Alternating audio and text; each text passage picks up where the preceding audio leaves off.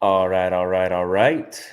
Welcome, ladies and gentlemen, people tuning in from Denver, Colorado, and people tuning in from across the entire planet Earth. You are now tuned in to Banter and Bullshhh. My name is Dane Vickers. I'm your host, alongside with my co-hosts, Jensen Cummings to my left and Tyler Esker to my right. We want to thank y'all for taking the time to tune in with us today. Welcome to episode 1 of Banter and Bull. So it begins. We're going to do that every single time any of us says banter and bull. You can do it along at home when we see you live for sure. Make sure you give us a shh anytime you see us out there.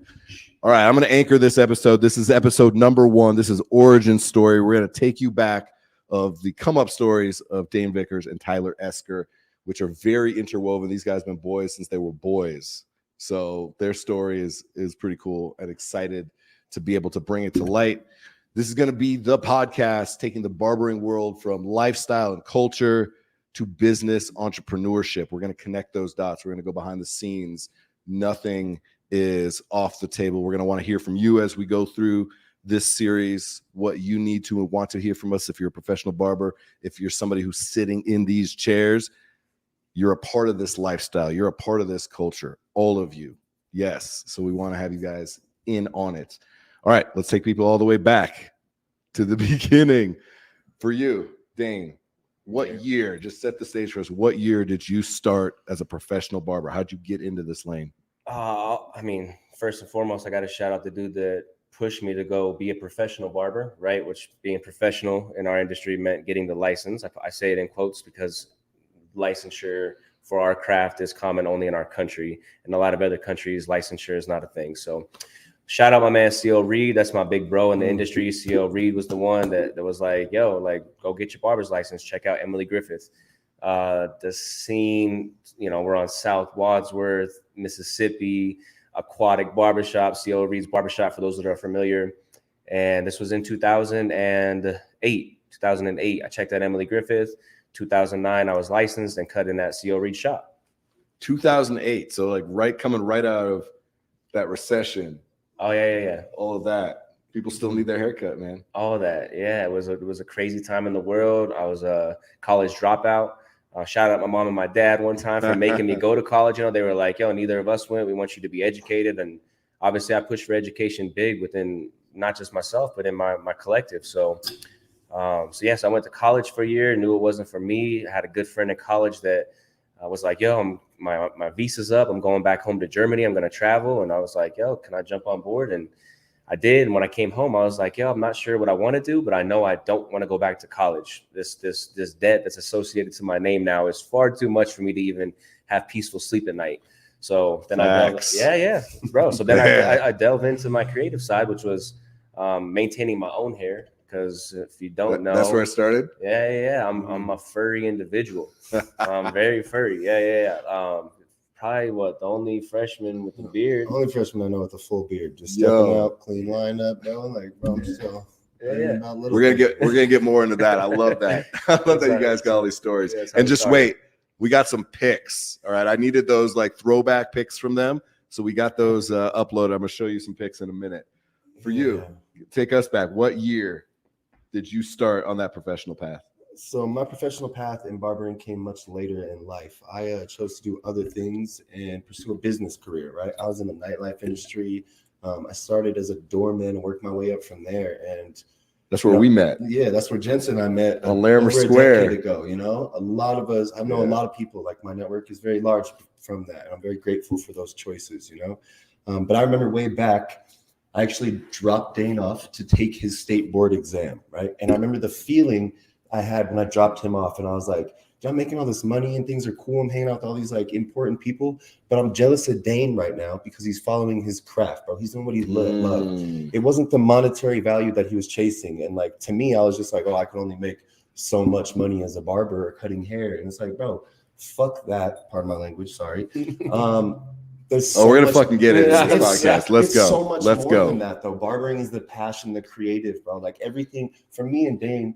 I know this to not be barbers is stupid. It's everything we do. Look how we dress. We love fashion. We love the music culture of barbering. We love everything that happens in barbering. And like, oh man, it was silly for me to not pursue barbering. You know, I'm very passionate about it. I love making people feel good. For me, it's like I could spend $1,000 on myself, or I could spend $1,000 on these two, and I'll really enjoy that, right? So that idea, that principle, is I can do for others. As a barber, that's why I love this. I started my barbering career is still young. You know, I'm about 3 years into it professionally. But so around that 3 years. Yeah. Okay. So the last 3 years. And Dane's been a part of that whole part of the journey. Obviously, you saw his journey. Absolutely. But then it was Emily Griffith. Let's spend a moment there. You as the student, you as the teacher, former student, right? So there's that dynamic. Absolutely. He wasn't my direct teacher. I took the day program, you know. I was trying to, get through it as quick as possible. But Emily Griffith gave me some opportunities that were unbelievable. I actually told Emily Griffith my whole story, and I applied for scholarships, grants, and all of this. I believe Emily Griffith was around like $10,400. Emily Griffith gave me over $17,000. They paid for all of my schooling, and they also gave me money to worry about my rent, so I didn't have to worry about school. I could focus on my education, which I couldn't be more grateful for the opportunity that they gave me. Yeah, shout out Emily Griffith, 100%. That's why I wore Emily Griffith already de facto partners today. Here. They're already de facto partners. They're already in. They've given you guys so much, so love what they're doing. We'll drop a link to Emily Griffith in the comments. Anybody who's just like, I've been thinking about school. We'll talk about school a little bit more as we go through this episode specifically, but we'll make sure Emily Griffith needs that love because they are cultivating the future of this industry specifically. And these two at the helm of that have seen that firsthand from both perspectives. I think it's really cool. Let's stay on Emily Griffith for a minute because I think the school thing is important. We're gonna probably have an episode straight up of what it's like to experience school. But for you guys as a high-level origin story, again, you went through the program, you got on your game, you got your chair, you got your shop. We'll talk about that more. But then you decided to go give back and start educating the future of this industry, right? Which then included Tyler. Talk about that catalyst a little bit. Yeah, I mean, well, at Emily Griffith, they have an advisory committee which hosts shop owners. And the whole purpose of the committee is to tap into what the committee would like to see the students graduating Emily Griffith with as far as skill set and knowledge. While I was sitting on that committee, they were like, hey, we have a role as a substitute teacher available if you would like to apply and at least get on as a sub. And I'm like, yeah, for sure. I would love to help. I love sharing knowledge. I like to spell share, SHAIR, right? So let us share, you know what I'm saying? So that's I know we can spell it out. Yeah, we can probably spell it out real quick. I was trying to. But yeah, so I text on screen. Yeah. But anyway, I like to share knowledge. It was something, and not even just share knowledge, just share my experience on barbering and what barbering has allowed me to experience in life. I believe in life, experiences are best teacher. I chased experiences, and that's what I love so much about barbering was that it funded my experiences. Once I got to a certain point where my opinion was valid to somebody. They asked me to sit on that committee. They gave me the hint, wink, wink, nudge, nudge. You should substitute, and that eventually transitioned into segued into we have a part-time position available teaching night school. Would you be interested? And I told them two things. Yeah, as long as y'all don't tell me how to dress or what to put in my body, then let's go ahead and get it. And that was over 5.5 years ago. And y'all see the pants, right? So so Tyler already was like, man, those pants are loud. I was doing this already. I think Tyler tried to tell him, bro, you for real ready? He's like, don't tell me what to wear, what to put in my body. Hey, I told you. I got 2 stipulates with any business that I work with. There they are. Oh, shit.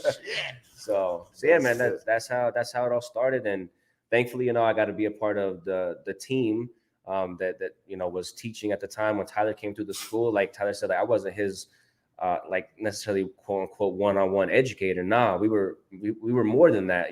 I guarantee every time he left school, he's texting you, he's calling you, he's like, here's what I literally come to the Banter shop. You know what I mean? I'll come to the barber shop, and like I was timid to come to Banter right away because I was like, hold on, let me get some reps in. Let me like before I come to Dane because I know what Banter expects. Right. Like, and we don't produce anything but greatness out of this shop. And they'll shade the shit out of you. Exactly. Fuck somebody's line I'm keeping it a buck, bro. What are you doing right now? You know what I mean? Like it's a must. Right. He's my best friend, but he was like, no, bro. If you don't, but he was like, if you don't come over here right now, you know what I'm saying? Like, let me show you this path, bro. Yeah. And I've been here ever since. We've been kicking it, you know. Yeah, he was talking about going to Floyd's to get reps, and I almost smacked the beard out his face back then. I was like, bro, well, just just any place to get reps, right? Because that's what it comes down to, you know. Like, no doubt. We're doing that right now, though. Build in public. I believe in that big time. That's why I've been so vocal and out there on the interwebs, sharing, fucking up. Sharing more, right? Absolutely. That's why we're here sitting together because we vibe on that. I'm not a barber, but I've sat in this chair, Dane's chair, for 7 years. Yeah, right? Hot minute. Right. And when we sit, we talk culture, we talk music, we talk movies, we talk business a lot. Yeah, that's what really got us. And so he was picking my brain on just entrepreneurship, having an extra set of eyes, right? So there's all of that vibe. That's why we're here. You guys had that on a deeper level because you've been together for a minute, right? I want to hear about the conversation, though. He's thinking about going to school. What's the conversation you have for him? You like, you got to fucking do it, or be like, you know, it's rewarding, but it's a difficult job. You're a solopreneur. You're an independent contractor. Well, you got to have your own hustle. Like, what's the conversation like? Yeah, well, I feel like he knew, like, yo, I want to do this. I'm going to do this. So it was more so the conversation post. He wasn't asking if. Yeah, he was asking how. Yeah, and he knew he was going to go to school. No one could tell me shit. You know what I'm saying? So like, you ain't going to tell me like I need to make that decision on my own. And like I said, like it is who I am. Being a barber is who I am. Right. He made a statement later to me that was like, "Bro, I've waited for you to come home." You know what I'm saying? Like, and this is home. You know what I mean? Like, bro, when I came here, it was emotional. Straight up, I was like, finally, I get to do all barbering, the feels, bro. people. Right, I get to do barbering. I ain't like. Think about how much of our life we work, right? If you work 30% of your life, bro, and you hate your job, do you hate your life? Do you know what I mean? Like I love what I do. People are like, oh, you went on a 3-week vacation in Thailand. You going back? Oh, it must suck to go back to work. No, it doesn't. Because I go tell my vacation a million more times to everybody in the barbershop. Yeah. I get to relive that. You know what I mean? right after he gets back from vacation, his haircuts, he's got to put an hour and 15 in because he's showing everyone pics. Yeah, facts. That's a good business tip for this guy. He gets talking so much. You know, like, hey, I'm just learning like 5-10 minutes behind. Okay, I'll be with you. Otherwise, by 2:00, man, you're like an hour behind. This is why I can't take video of like my haircuts, is because I spent too much time showing them pictures. You know what I mean? But there's something to that, and the most important episode of the kind of the next 8 episodes that this arc we've been thinking about is going to be talking about hospitality, because the two of you have it innately, purely in you, and so the fact that you do that, it brings energy to the entire room, right? And that's the part that school doesn't teach you that. For sure, school does not teach you that. There's just no way to teach that. You can nurture that. Sure, and you and I have talked about that because the Banter brand is strong. Yeah. But right now, you guys are at a point where it needs to be strong beyond your hands and your voice, your hands and your voice. Right. How does it become a part of every room that is a Banter room? Life experience. Treat others how you want to be treated. You know what I mean? That's what. And your guys' come up speaks to that. Yeah. Like the relationship that you guys have is now on stage here on this show. But every time you guys chair up next to each other, like there's that relationship on stage. I'm trying to make these guys cry, man. Oh yeah, that's my goal here. So let me get started on the football field. We still got these guys got stories for days. Guaranteed in this show, we are going to stay on track. We want to make sure you're getting value out of the conversations, that you can go and apply this if you're sitting in the chair, if you're behind the chair. 100%. We're also going to go on a lot of fucking tangents. We're going to go down rabbit holes. We're going to go down those rabbit ears, right? It's going to happen. Peace for the love, because the stories are like what makes sitting in this chair such a vibe. Absolutely. I remember the first time I had an hour cut from Dan. I'm like, damn, I was just in a barber chair for an hour cut. When I was going to fucking Supercuts, I was like, get me out in 12 minutes. I'm fucking uncomfortable. Right.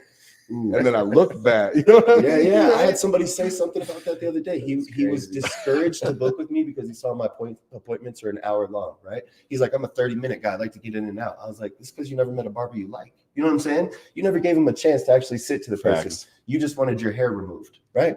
Like, we could do that as well, or we could create a dope experience. Say that again.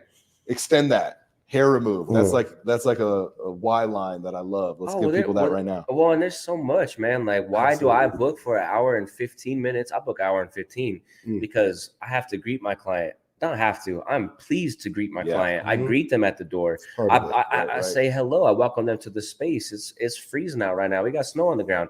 I then take their jacket and their hat, take it to the shelf. I guide them. Hey, walk with me, talk with me, right?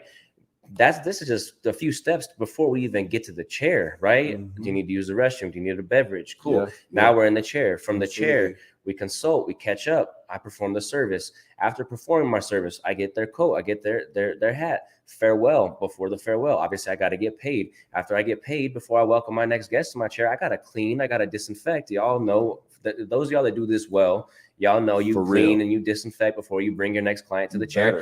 For me, and that process, and for me to flow and go smoothly with my chemistry and the way I work and operate as an entrepreneur and independent artist, that takes me that long. To cut your hair, the amount of time that my clippers, razors, scissors might be on your head, that might be 30 minutes. For the whole rest of that, that's where all the rest of that time is spent. And that's how the pace that it works for me. For sure. That pace for me might not work for somebody else. Yeah, but this is my business. I will run my business according to myself as an individual. You know, well, he's just talking about barbering. I'm about to run through that wall for him. you know what I mean? Well, it's just like that's it. The people, you know what I mean? We come from that hospitality background. Yeah, absolutely. Right? So, and Dane doesn't. Like, Dane has it pure. Literally everything he said is from the gate they walk in, right? From the moment they walk in, you're building rapport with the client. It's like a host at a club, bar, or restaurant. Right. That's what you're doing.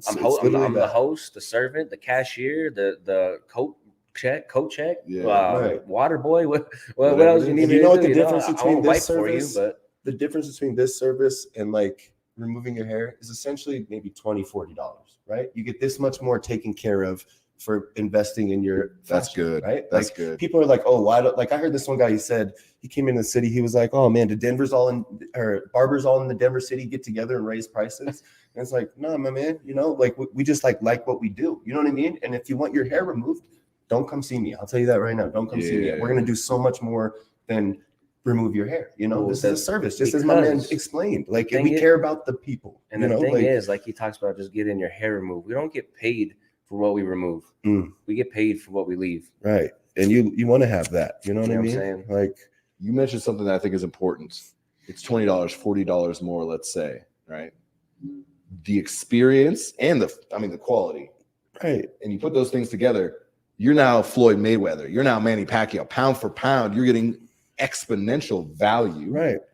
Because people are stuck on price, but we're talking about value here. Right. That value is it's undercharged straight 100%. Up. I always tell all my clients, like, excuse me, but I don't care about your haircut. I care about my artwork leaving this building. You know what I'm saying? Like, straight up, because that's what leaves. There's a representation. Making them feel like you're going to look amazing when you leave here, I promise. You know what I'm saying? But my concern is not your haircut. This is a new piece of clay for me to mold. Now, you know what? The only gripe I have as somebody who sits in that chair is when you guys style up my hair. The next day I try to do that. Like, fuck, man. Hey, that's right, because we're professionals. You know understand? You know, like Betsy, she goes to get a blowout every once in a while when she's like hooking up with the girls or whatever it might be. And I'm like, we need the equivalent. I need to just come in and have you hit that hard part, right, and just style up my hair, because man, that's our time, baby. That's our time. So it's no costume. That's what's up. Well, to speak on another point right there too, and for any young barbers out there watching this, like what Jensen is speaking on, styling the haircut, right? Like, so many times I see barbershops, and I'm in barbershops. I love barbershops. So you can constantly find me at barbershops anywhere on the planet, but not finishing a haircut, not leaving somebody with a finished style so where they can walk out into the world and have their photo captured and feel like they're ready for GQ, Vogue, etc. That's a problem. Yeah. So like that's why Jensen's saying, like, his wife Betsy, she goes just to get a blowout. All you long-haired people, women watching this and tuning in, y'all know how great it feels to go get a scalp treatment. You're in the shampoo bowl, getting your hair played with, getting it blown out. We as men, I know I love when my woman does her hair. You love when your woman does her hair. They, going to get your hair blown out is a thing at the barbershop. We got to first start with make sure we finish every haircut. Number two, maybe that's a service you offer. Like, hey, my man, you got date night. You want to just come get your hair styled? Come with the wash. I got you on the style. I mean, a short haired style should not take nobody more than 15 minutes. And that's at taking the utmost to make sure they're picture perfect ready. Like literally, like I said, picture perfect. Yeah. I always tell clients stop by for a quick lineup, beard trim. You know what I mean? Just anytime. Like, And that's set it up, cultivating that- like it's the same That essence. clientele, right? Yeah. That these are your people. Right. You know what? I will take care of you anytime your needs are needed. They're not just booking a slot. Anytime on the you need appointment needs, book. I got what you Yeah, need. I got okay? them needs, baby. I got them needs. That's right. We're in this together. Yeah. All right, I want to go even further back with you guys now. I got it. I promised a couple pics of these boys here. So you guys sent me a bunch. I was like, I want to show people those origin story pictures. You always see those pictures of like actors, with their like buck teeth and their braces on. And like, this is where they started. Now they're the creme de la creme, the top of the top. Yeah, they got fake teeth. And They got all that, Yeah. And so I mentioned Dane and I talk, entrepreneur all the time. You sent this pic right here. Oh yeah, that's a Polaroid. Look at the Vickers boys on the Polaroid. Hustling little bros from the gate. And there's our man Dane getting them dollar bucks. Yeah. Stacking cash already. How old are you there? Let's see. I was probably about 6 or 7 years old. Yo. Yeah, man. Back in the day, Martinston Elementary. Shout out Wheat Ridge, right here where we're at. Get money. Yeah, I got the magazine. You went door to door back then, and you sold stationery sets and like stuff like that. And then I get a commission of it. And this was the origin for me for just having cash. I knew that I liked having cash. I knew that I learned from this. Go and do the work. This is the result. You get some cash in your hand, right? And that was my first paycheck, and I was so proud. And my little brothers thought it was cool for me. So shout out my little bros. That was the first time you got money that wasn't your parents handing you that money. Oh yeah, I earned that. Yeah, you earned that. I earned that. Yeah. I remember that, and let's hustle on this for a minute because it was that hustle. I remember having the dog walking, selling to this, selling to that. Later, it turned in a little bit of a quasi criminal enterprise. We don't need to talk about that right now. But I always was on that hustle. Like, how do you make that money? You know? And it was something about the money. It was like a freedom that you could buy the things, but it was also like, oh, people are into whatever shit I have to say, I have to offer, I have to do, the skills, the knowledge, whatever it might be. That to me, like Tyler mentioned, it's not so much about the haircut. It wasn't so much about the money. It was like what it took to get it. That little bit of journey.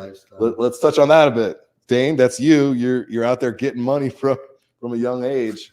Yeah. Connect the dots. How does that affect you now as a barber? You know what I mean? Like, that hustle's been in you since 7. Oh yeah. I mean, hustle mentality happened all the way. I still have it in a sense. Now it's just more orchestrated and more documented. So all you young barbers that don't document your funds, this is where it will hurt you. It will hurt you, and also what will hurt you. Get that Rocket Money app, something. Yeah, something, account for your money, know where every penny goes. If you really want to do good business, if you really, really care about growing and tracking your growth and wanting to grow, then you will account for every penny. It took me a long time though. And eventually, I realized, this is something I do not like to do. This is something that somebody else has a skill set to do, right? My CPA, my accountant, Offboard that quick. Yeah. I'm like, hey, here's my numbers. This is what I did. This is what I earned. Can you tell me what I need to do next, or how much I owe, or etc. But yeah, that was just tapping into what brought me joy and what didn't bring me joy. Kind of what Tyler was speaking on earlier. Accounting for my funds did not bring me joy. Bringing in the funds brought me joy. Dispersing the funds on experience, like I was speaking on earlier, that brought me joy. So that's where I kept my focus, right? And then passed the ball off to people that did what they did well and let them run with the ball for a minute, And yeah, so. All right, now Tyler. We're about to show this pic. This pic was good when I first saw it, everybody, but then there's another little layer to this story. But let me show you this first. Yo, look at that starburst looking deal back on there. There's boy Dane did that. And that was the part. I was like, damn. Let's see how crisp that thing is. I'll rep it right now. I was looking at Where did we do that? Where did we do that? Mikey's wedding, I think. Okay, that's what I was gonna say. All right, so this picture, gold, pure gold. Sure. The fact that it was Dane that carved that up in your head. He's the only one that touched my head. Even better. Yeah. Where was this? When was this? So rest in peace, my boy Big Mike. That was for his wedding. Dane did everybody's in the wedding's hair. Of course, that, that was my brother's. Everybody. Yeah. Just look at it. Look at that young man and Who, all his glory right there. Who made the call on that one? Oh, bro, I don't know. On the haircut? Requested or It's probably- suggested? I don't know. Combination. Yeah, I I'm think gonna say combination. because he always come in with something like, dude, He's like- he always wanted something. You wanted just something. do something. Yeah, Yeah, loud. Flex Let's real loud. quick. Yeah, Flex yeah. real quick. Yeah. You know, especially Yeah. for my boy's wedding. I was in the wedding. You know, we all got to do something. You know. Like, Yeah. We wanted to make sure that grandmama was okay with it. Yeah, exactly. The sun's So- shining, so baby. classy Sun, sun starburst looking It thing. was either like a dollar sign or a sunshine. So it was like, You okay, picked we right. picked right. I'm just gonna go ahead and say you picked 100%. right 100%. Oh, I We know. don't want to talk about the one. because if you had the dollar sign, you would have needed the grill too, and then Yeah, just, bro. I got a picture with cornrows too. You want to see that one? Oh yeah, everybody's Next time. Everybody's Next time. We'll get you more. What's the trending right now? Like show a picture of you at 21. Oh, I'm pretty sure man. that's when I had cornrows too. At Yeah, 21. Me You too. too? Yeah, me too. Yeah. All right, we got to All siphon off that Yeah. because we need to make sure that people start putting up pics of their cuts, their low cuts or their high, True. their favorite cuts of all times or their worst cuts of all times. That's going to be a trend. We're going to start on Banter and Bull. Think about that. Well, because there's gonna be some people that are gonna get hurt feelings when we post haircuts like that, though. And it's the worst haircut. No, you've they ever got had. to own it. They post their own. Yeah, if you put it out in the public, my man, it is Oh, ready for like, critique. they post their own. Like the Yeah. worst haircut I've gotten or given. Oh no, God. Yeah, because No. so what happens when I post that? I'm like, yeah, this No, barber gave everybody- me the worst haircut of my life. Oh, He's gonna be on there like, oh, he already don't like me. Fuck So that dude. yeah, he you already know don't what? like me. That so, guy, like, yeah, we're gonna have that to- guy's already out of the industry. Yeah, right. Yeah, most likely. He stopped cutting a few years ago. Most Yeah. likely. Yeah, most likely. They don't got to name the barber, but somebody will know. Yeah. You know who that looks like? Yeah. Oh, my poor head. So and so's. Oh man, that's good stuff. All right, I want to take the last couple minutes that we got here, and we've been talking about the past. We've been talking about that origin, right? What are we at? Like 26 11:24. minutes? Yeah, we're solid. Yeah, man, we're good. We're good on Yeah. time.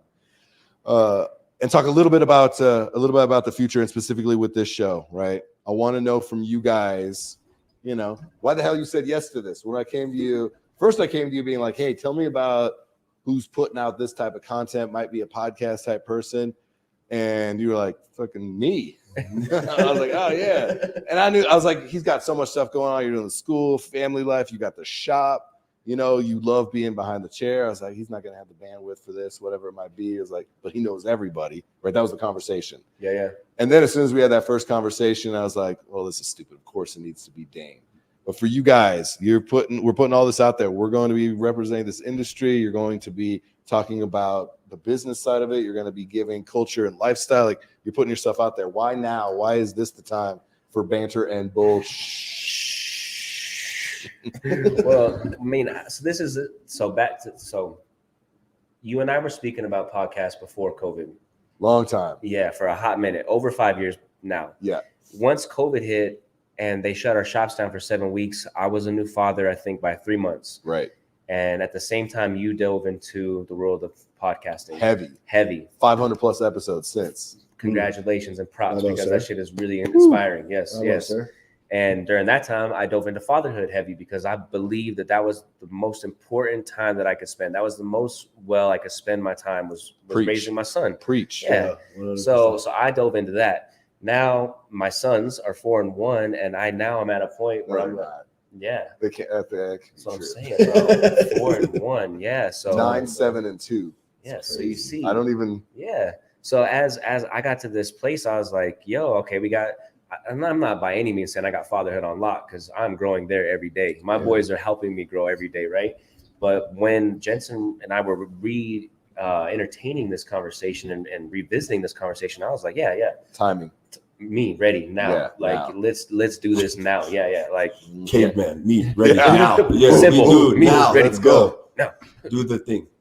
And period. we had that conversation. We have the next conversation was like, okay, let's like really talk about this. And then the very next conversation, Tyler was in. It was obvious and instant for you that Tyler needed to be a part of this. Why that? Why did Tyler have to be a part of this? Because it was clear that was foundational for this show. Ultimately, his energy, his love, his passion, not just Swagger. towards and not just towards me as a brother, but towards himself, towards his crew, towards the people he interacts with. And it just like, it wasn't even a question. And Yeah, when I right. brought it up at first, the first thing was just the energy and love that my boy poured into me. He was just like, yo, yeah, you need to do that. And I was like, okay. He's your like, hype man, no doubt. yeah. And I was like, To the end. okay, so what do I need to? And he was like, bro, you need to. And he's just smacking his hands. He's got goosebumps. He's dapping me up with his rings on, hurting my fingers and all this shit, you know. And I'm like, okay, like, yeah, you're right. What, you know, like, yes, sir. So yes, sir. I need to do my podcast. Like, I was like, okay, yeah. And then no, so I just knew, I felt it, you know, and that kind of support, love, and energy pushing you from behind to help push you on your thing. And I'm like, yo, like, it makes me remember, you know, like, this is not my thing. This is a we thing. And if I can't do it with my people, if I can't bring my people with me, then what good is it? J. Cole said it, what good is first class if my people can't sit? If my people can't sit with me in first class, then bro, like, what's the deal? If I'm eating filet mignon and my man's and my people are eating hamburger helper, then I ain't making it. What Jay-Z said, he said, around here, we consider you rich if everybody around you rich, and if everybody's around you broke, then we consider you broke. Yeah. So that's how I look at it. Like, if everybody around me is broke, I'm the only one that corrupt. can own a home, and nobody else can own a home, then I'm doing business wrong. And so that's where my mentality was like, yo, okay, this dude filling my cup, pushing me with this energy, he needs to be by my side doing this moving forward. That's right. And that was the driving force, and like why immediately was like, I told you these fools are gonna be tearjerkers on this bro, on this about show. to make me cry. It was just these little compliments. You just hype me up real quick. Feeling it. And so that's the energy and vibe that's going to be foundational to this. We're going to have a lot more guests on the show. We're going to talk about things. There's another layer to Tyler's involvement that I think is important as we talk more about the business side, because that's really where Tyler's focused. And when I think about both of them being entrepreneurs and both of them being artists and craftsmen, that's locked. That's on lock. When I think about where they want to spend even more of their time, effort, attention, focus, right? You're more on the artist craftsman side and you're more on the business side. 100%. And that balance, what is it you say about the dog? What's the dog quote? So I got to quote my boy Mike Palagonia. Shout out Mike. He told me this one time. It's my dude. Yeah. He said one dog sees 50% of the problems, while two dogs see 100% of the problems, right? So we just see all the opportunities together, right? Coming from such different backgrounds, like I said, I don't regret the past I made or the decisions I made going into the business background, although I was envious of Dane for following his art, his love, his craft when he got into barbering. You got there? Yeah. And in the right time. And everything that I've gone through, like when Dane and I started talking about these business moves we were about to make, it was like, I truly believe everything has happened for a reason so that we could be in this position right now to do this thing, you know, like it wholeheartedly, it all came together. That's why I was so hyped when I heard about the podcast. And I was just like, between the two of us, there's so many things that we could give to people, right? Like that carry value, not only just like in a business sense, but like, how do you go about your life? You know, like barbers can be some of the most educated people in the world if you just listen, right? Like we have 2 ears, 1 mouth, right? I talk a lot. Could you imagine what it takes to get me to shut up? You know, like, so people in my chair though, I have to listen. It's like, I've been trying since we were 12. Bro, and it's never going to work, right? Unless you come at me with some value, I will 100% listen. You know what I mean? But if you're good when people in a chair. It's borderline. Like I feel both of you because you also have kind of those interview skills that I've developed that I realized were always there. I just never had a mic in my hand. Right. Literally. You guys, same thing. You the way you pull interesting little tidbits out of people, like there's a safety and security that they feel in the chair. Absolutely. Well, they'll tell you more than they'll tell their psychologist. That's why it's barber therapy, baby. Barber therapy. And if these walls could talk, yo, oh my gosh, we've heard some stories in here. If these walls could talk, honestly, we need to like just sell seats here where you can get a cut, or you can just come sit in the lobby.